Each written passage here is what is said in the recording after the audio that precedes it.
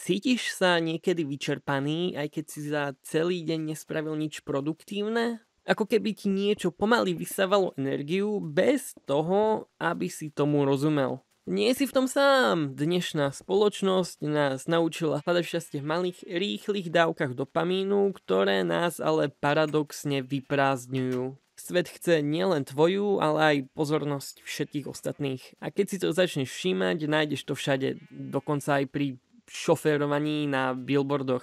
Prejdeš sa centrom mesta a každá reštaurácia, každý obchod, skoro všetko sa snaží lákať tvoju pozornosť. A najviac si to všimneš na internete. Dnes už ľudský mozog poznajú tak dobre, že vedia presne čo robiť, aby dostali čo najviac tvojej pozornosti.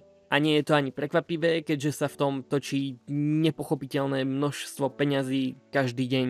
A nám sa to páči, lebo si neuvedomujeme väčší problém. Každé krátke video na Instagrame, TikToku a podobne, každá sekunda strávená na YouTube, dokonca už len pri hľadaní správneho videa, každá reklama na produkt, ktorý by sme chceli, či už si ho kúpime alebo nie, všetko je to veľmi jednoduchá forma dopamínu. Náš mozog je odmenený za robotu jednoduchú, ako je pohyb prstom. Vypneš telefón, povieš si, že dobre, je čas niečo spraviť, napríklad idem dať čo poriadiť. A nejde to.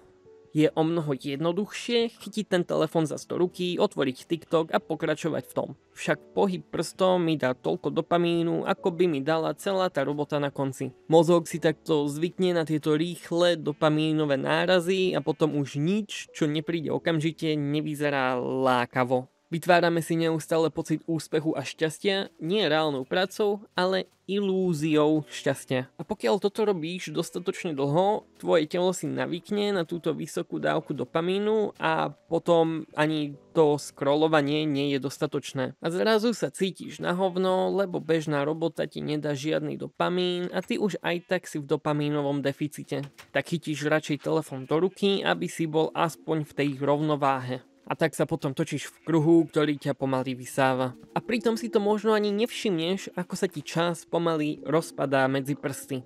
Prejde týždeň, mesiac, rok a ty sa pýtaš, kde ten čas tak rýchlo zmizol. Nikde som sa neposunul, nič nové som nezažil a cítiš sa prázdny z monotónnosti tvojich dní. A tak sa pýtam, stojí to reálne za to? Uprednostňovať rýchle potešenie bez žiadnej námahy?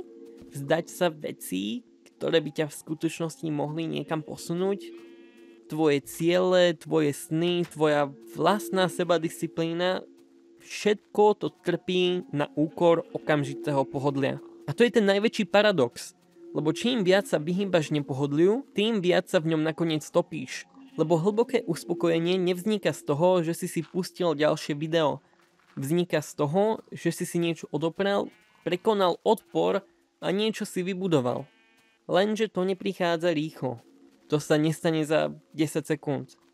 A práve preto je to také cenné.